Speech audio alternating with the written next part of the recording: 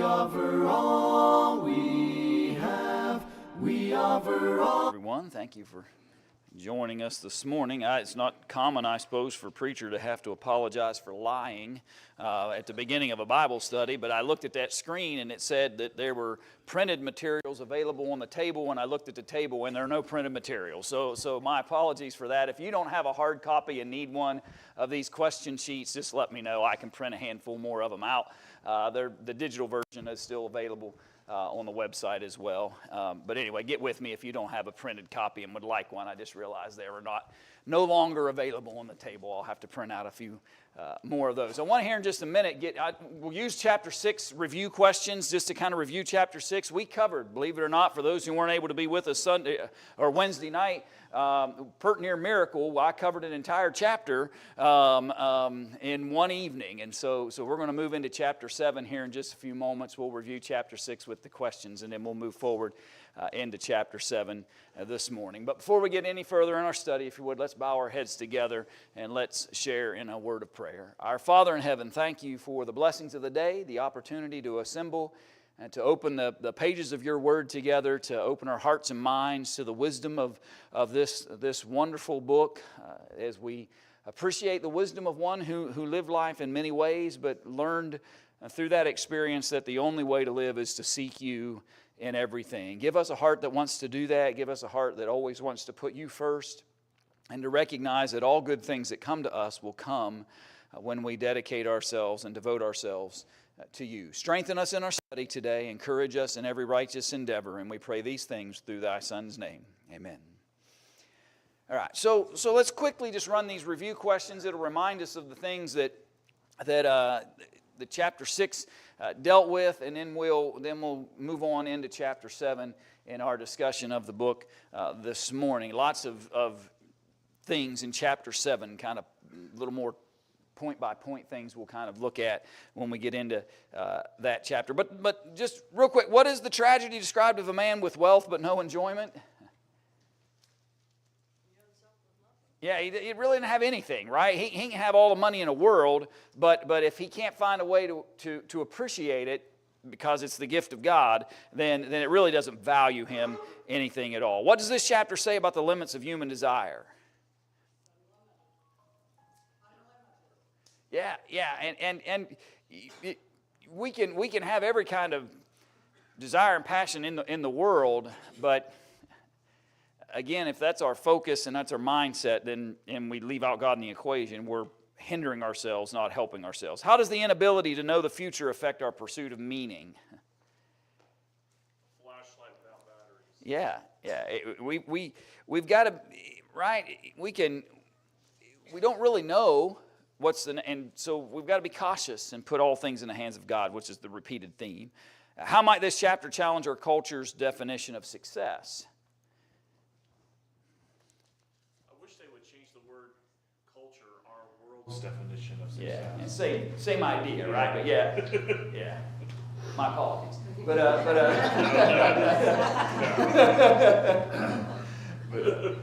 Things. Say it again. Things. Yeah. Has the most towards women. Yeah, and right, the world's definition or our culture's definition is how much can I accumulate, right? How much wealth and prosperity and those kinds of things can I pile up, to the neglect of weightier, more important things. And that's kind of the point he made, if you remember here in chapter 6. And he kind of says 3 stages, right? Well, maybe you've got wealth, but if you don't appreciate the good that comes from God, and it's always your focus, and you don't really find any happiness and enjoyment, what's the benefit? Well, maybe if I had some kids to share with. Well, you may have 100 kids, he said, and they don't even care enough about you to bury you when you die, the writer says. So how's that help you? And well, then what's the third one, he said? Yeah, long life, right? What if you have this great big long life? Won't that make you happy? And the truth is, no. When you neglect God, wealth, large heritage, lots of years, none of it has real value that brings any kind of real enjoyment or happiness when God is neglected. And that was the theme throughout that chapter. All right, so let's jump to chapter 7 and let's talk a little bit about the things that the writer shares with us in this. And these, I don't want to call them snippets, but these are small, right? Small thoughts, little snippets of wisdom that the writer gives. And really, this wisdom that he's giving here is a result of his viewpoint that came from all these pursuits, right? And all these things that he tried to find happiness and joy in, and everything that he set his eyes and mind to have and to fulfill. And here's kind of starting the summation of the conclusions that he makes as it relates to that. So point number one, he says in verse 1, a good name is what? It is better than precious ointment. Phrase 1. So reputation, right? That's how we would define that. Reputation's kind of interesting, right, in a lot of ways, because their reputations can be formed by various things. Reputations can even be somewhat different depending on the connectivity or the environment or the viewpoint of the people defining that. But who really defines what a good name is? That God does, right? The character that God describes for man is what will ultimately define his name as good. The world might have a whole different kind of viewpoint of how it would describe somebody that's good, or how they would define a good name. But really the emphasis should be, how does God do that? Do we match up to the character that God would define as good? And that should be more important to us than anything that we might define, any things that we might define as precious or valuable. At the end of the day, if your character fits the standard of God, then you're in far better shape than anybody that has accumulated all kinds of wealth and things that might draw men's interest. It's an interesting disconnect, right? A good name is better than precious ointment, and the day of death than the day of one's birth. How is that even possible? The advantages of death is greater than the advantages of life.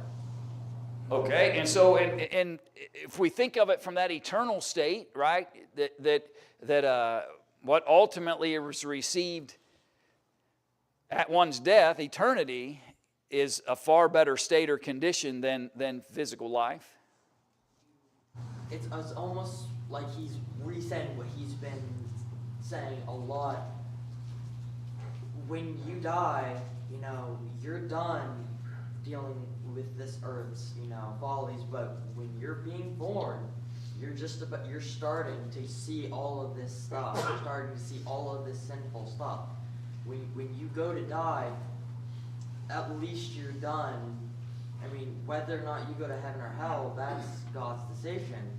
But when you're done, it's like he's saying, it's better for you to not even been born. It's better for you to die.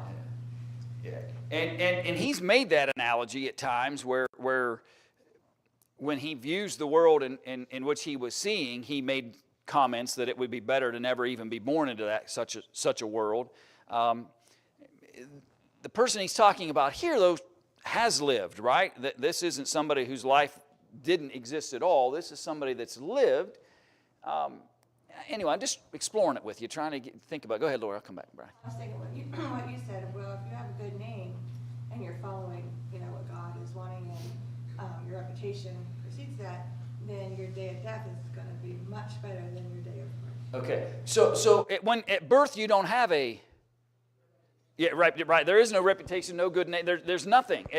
But when that good name has been established over one's life, at the end, they don't have to worry about having stacks and stacks of precious things. At the end of one's life, they have the good name defined by God. That's valuable. That's valuable. I see that here as well. Go ahead, Brian.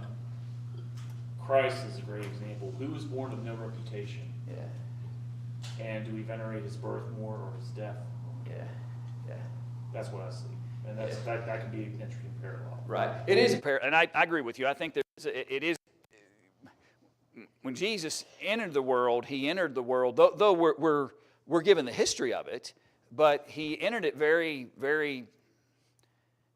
in very common forms, right? In fact, in somewhat we would even call poverty, no place really to even be born. And his death, after those 33 years of teaching and educating and experiencing, and the death is what culminates in the whole purpose that God had for him. His reputation, his good name, his sinless life. I agree with you. I think I do see some parallel there. Go ahead, Barbara. At death, we'll be leaving all the evil behind that is done under the sun. Yeah. All that pursuit, all those things that men get caught up in, death is the escape from all that. Right, and that gets back to Bob's point earlier, that the eternal benefit that comes by one who's built a good name in relationship to God, that's the real benefit. Talked about Jesus' birth. I find that a little interesting how Jesus was born in pretty much poverty. He also was almost born in what that world standard would have been wrong, because when it states it in the Bible, that, or at least if you look at that culture, if they would have found out Mary was with child before she was even married to Joseph, that would have been considered adultery at that point. So going from that, no status at all, to being perfect and having no sin, having a perfect reputation. Yeah, and coming out of other challenges. Good. I was also thinking that to have a good name doesn't always just affect yourself. It affects your family, it affects your friends, it affects everything, and how that would always be more precious than any ointment, because ointment fades. Your name, it doesn't fade. Right. And neither will, like you said, like earlier, following God, going to heaven will never fade. That'll always be there. Sure. You're also leaving your own sufferings, not Right. just seeing the world and all the horrible things that are out there. Right. but Your own suffering is now gone. Yeah, and I'm always cautious, because I don't think the writer at all was implying that we should hasten that, right? Because you could kind of get this weird conclusion that maybe, oh man, if that's better, then let's just hasten it. But I don't. That's not his point. I think his point is the contrast. When I look at this wicked world and how authority oppresses, and how those who are in places of judgment and should be offering justice aren't, and he views all of these calamities of earthly existence, he recognizes that ultimately being with God at the end of all that is far better than experiencing all these challenges that he expresses. We think about our life and what we've been doing.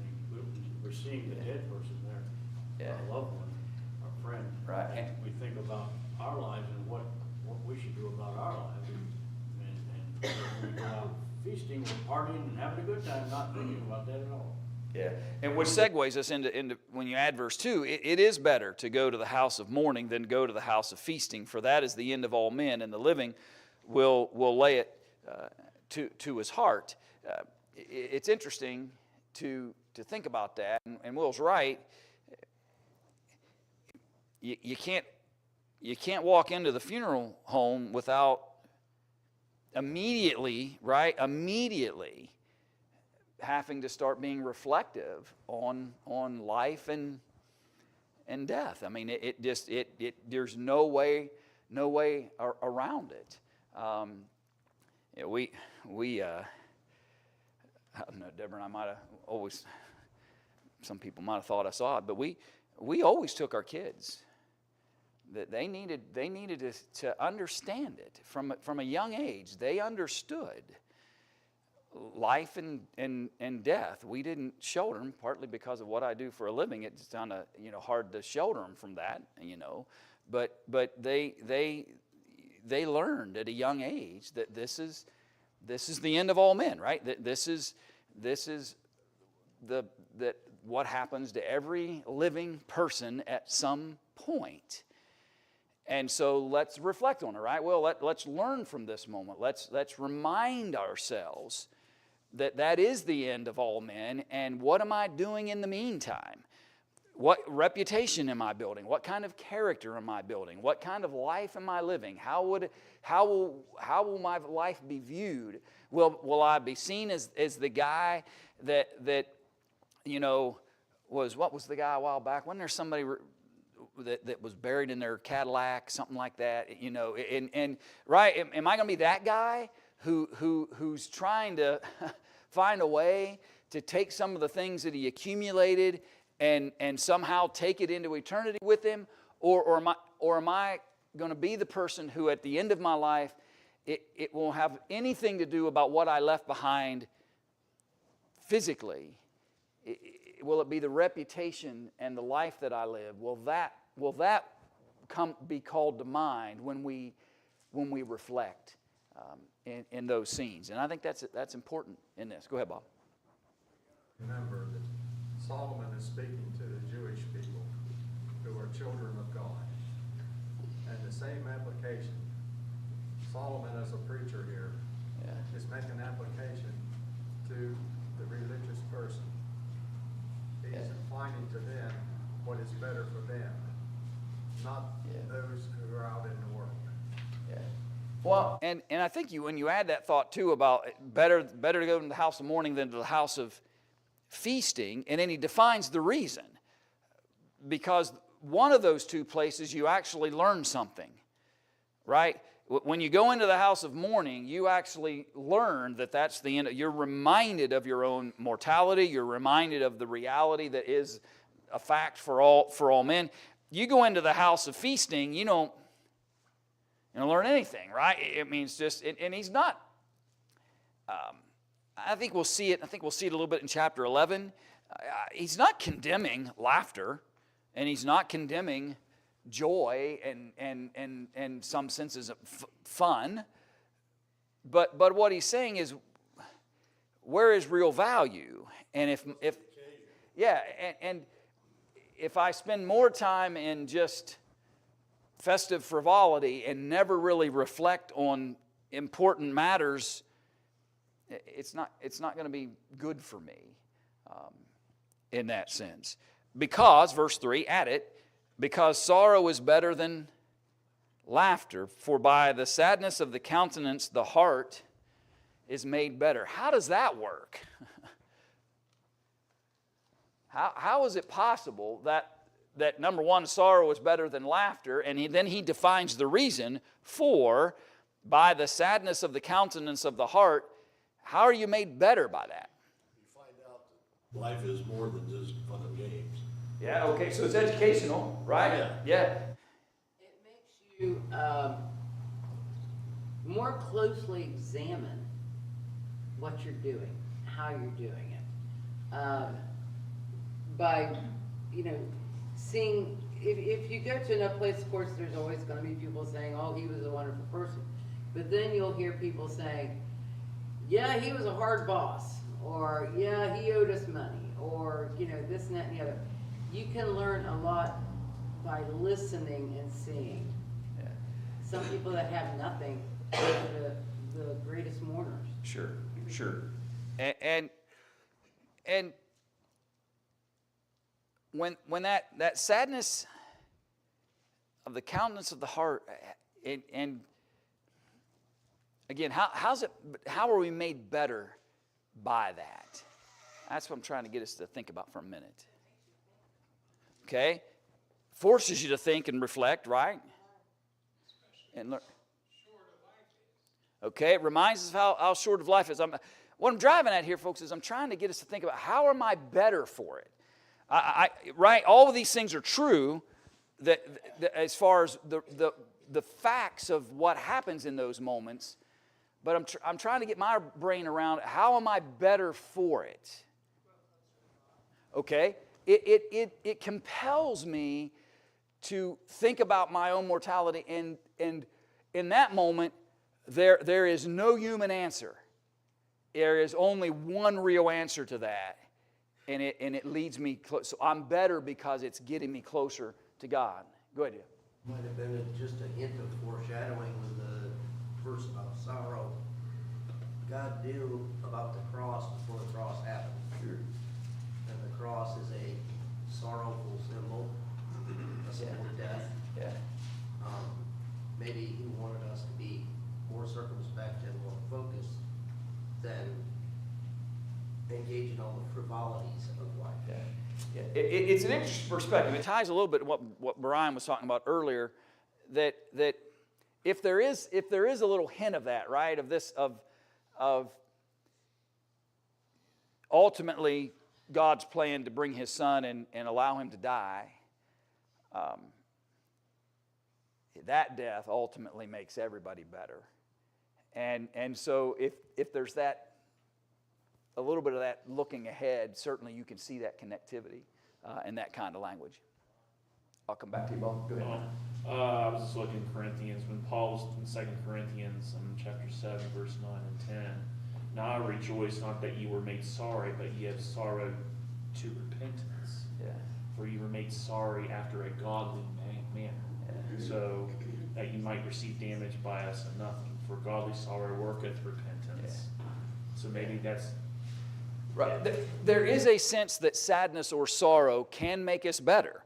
Godly sorrow in Corinth, it was necessary to get them to change their attitudes and dispositions about sin that was among them that they weren't dealing with. So there's a level of godly sorrow that can come that ultimately always makes us better if it causes the right reflective thought process. Go ahead, Bob. That's basically what I was going to say, that causes you to examine your own conscience. Yeah. If you find you're lacking, you can make an amendment to your life and change it to become better. Yeah. Yeah. Any other thoughts about how we make things better? When they talk in Psalms 90, teach us to number our days, Yeah. that we may apply our hearts to wisdom. Yeah. When you walk in, you count your days, don't you? When you walk into those settings, it reminds you that life is shorter than we realize, and we take it to heart, hopefully. It allows, when we talked about looking into our conscience, it allows us to realize that, you hear the whole life's short, make the most of it. Like we're talking about, we don't realize how short that is, and we need to really, we talk in our invitations, we don't know when the day will come. We don't know if it'll be tomorrow. It could be an hour or so. We don't know. So what are we going to do with it? Yeah. What do we learn in those moments? Appreciate all that. Keep reading, because he really hasn't changed. So the heart of the wise is in the house of mourning, but the heart of fools is in the house of mirth. The heart of the wise is in the house of mourning. There's a recognition that there are, Bill alluded to this earlier, that there are places, proper places for certain things, right? And a wise man will realize that going into the house of mourning will lead him to the right kind of reflective thoughts that make him better. And so he'll choose that. The heart of the fool doesn't want anything to do with it because he doesn't want to learn anything, right? The heart of the fool doesn't want to learn anything. The foolish one is, for lack of a better word, content in his happy-go-lucky bliss without one reflective thought that someday his life will be over just like everybody else's. You heading to the house of feasting, heading to the place of frivolity and party may make earthly life seem better, and I use the word seem better because I think we lie to ourselves a lot about what those environments are actually bringing to me, but it doesn't ultimately benefit them in what way? Eternally, right? It doesn't help them eternally. It only provided momentary, brief, temporary, disconnects from maybe whatever sorrow or challenge or difficulty they were experiencing in life, but it provides no answer. The wise man goes into the house of mourning and he reflectively realizes that is the end of all of us, and I've got but one hope by which to experience that with any benefit, and that is to know God and to honor God and to build the kind of reputation and character that God would want us to have. I think it's important for us, I believe, to recognize that I don't think the first phrase of verse 1 is disconnected from everything else that he says here. Why is that important? Why is it more precious than ointment? Because it will define us at the day of death. What defines us at the day of death is the life lived, the character built, the reputation that we had by the standard of God, and not the accumulation of things. And then he just keeps talking about that kind of thing throughout this narrative. Looking at everything from the very beginning of Ecclesiastes to what we've talked about so far, was then Job so wrong about cursing the day of his birth? Well, I mean, if he's reflective in the same way that this writer is, he sees it in that same fashion. In verse 4, it talks about the heart of the wise is in the house, and the heart of the fool. So we're talking about the heart again. Yeah. The heart, once a heart is dedicated to something, it's perpetual. Yeah. And if you're dedicating to the momentary things in life, who's around you, how to edify them, then that's different than, just leave me alone. I'm going to go back into my house and eat and be merry and go to parties. It's the heart. Yeah. It's all about the heart. Yeah. That's what's engaged, right, in these scenarios and scenes that we're looking at. Yep. I'm sorry, Bob. Go ahead. The last part of this verse 4, I don't think Solomon is trying to say not to enjoy the pleasures that God has given you to enjoy. But I think it's more or less for the person to look upon his last days and see what is in store for himself.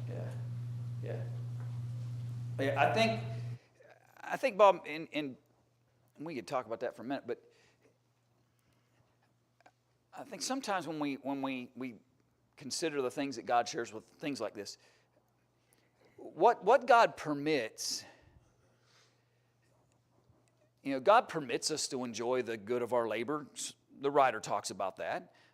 If what we have in this life, if we recognize it's the gift of God, then enjoy that, he says, right? He'll say that again before this letter or these writings are over. The danger, if you will, or at least the caution we should have, is to never let what God permits to override or become such an overwhelming focus of ours that we forget or neglect what he says to prioritize. And that's the trick, right, in a sense. That's the challenge, is to appreciate those moments of joy and laughter and the benefit of one's labor without losing focus on the fact that the end of my life is coming. And how am I building the right kind of life and reputation towards God to be prepared for that day? And so there's the balance, right, that we have to find. And sometimes it's a tricky balance, because sometimes we can say, well, God said that's okay. God allows it. But simply because God permits it doesn't necessarily mean that's what God wants us to stay continually focused on. And that's what we all have to find and strike balance with as it relates to those things. We all need to find God's mercies and not his justice. Yeah. And building a character that is reflective of the character he desires is how we accomplish that. I was just gonna say, and who you're surrounded by. I mean, if you're constantly in this setting of people that are not focused on God, it's okay to enjoy yourself, but there are things going on around you that if you continually expose yourself to that, Sure.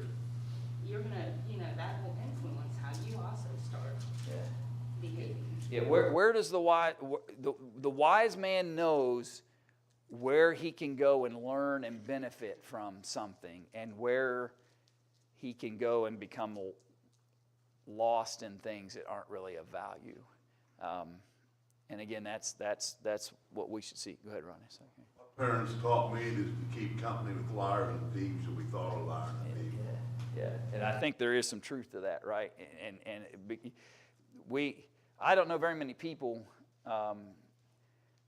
who have the strength to be around anything, right, and not ultimately be influenced by it. Even things that we might try to resist, or even habits and things that we're influenced by our surroundings, we don't even realize we've picked up on.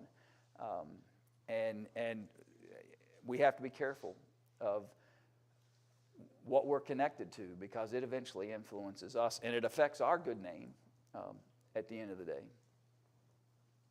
Appreciate all those thoughts. Interesting. Verse 5. It is better to hear the rebuke of the wise than for a man to hear the song of fools.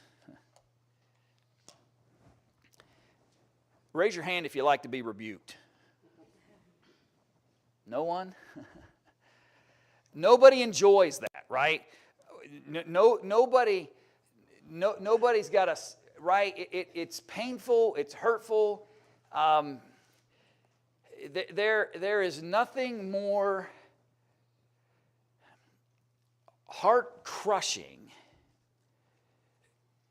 than to hear a rebuke, especially when it's true. I didn't want to hear it because I didn't want to hear the truth about it. I didn't want to hear the truth about my choices, my decisions, my character, my behaviors. But it's far better to hear the rebuke and take it where? Take it to heart, right? That's the conversation here. Hear the rebuke, take it to heart, make the corrections, because I could sit around and listen to the songs of, as he describes it, the song of fools, who are just aiding and abetting my bad behaviors and are just fueling it, and being worse off than I was to begin with. Rebuke, nobody wants it necessarily. Nobody is longing for it from that standpoint. But the wise desire it because they want to continually work on the good name that God's desiring for all of us to pursue, right?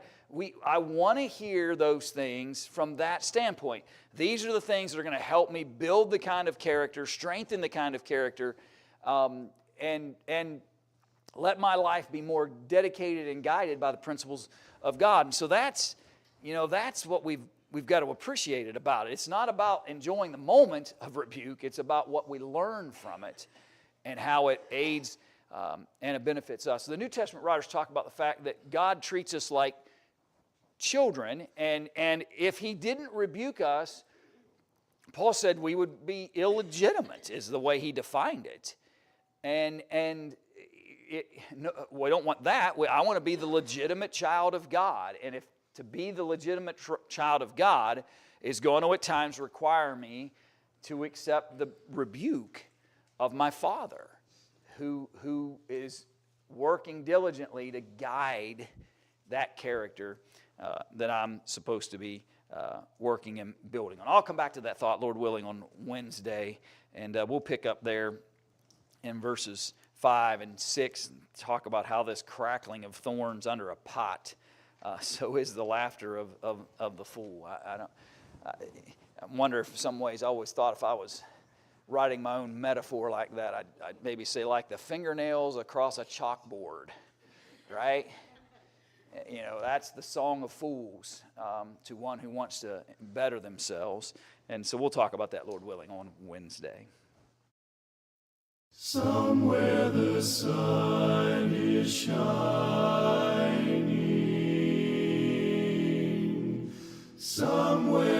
sunbirds dwell.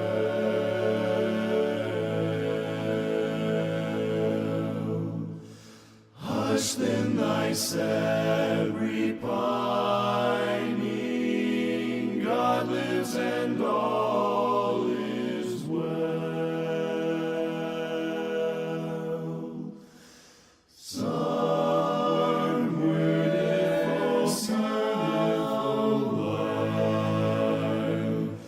Beautiful Isle of somewhere,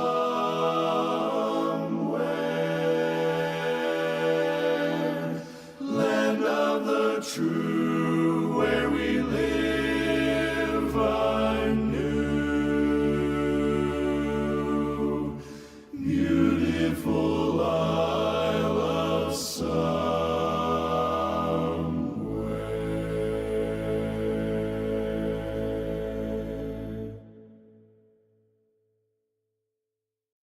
Lord, for your glory, we sing your praises. We magnify your holy name. All for your glory, Lord, we bring blessing. We seek to honor you all of our days. We lift our hands, we lift our praise to you. We worship all you are in spirit and truth. We give our hearts, we lift our lives to you. We offer all we are for the glory of you. Almighty Father, we are your children. You have been faithful to your own.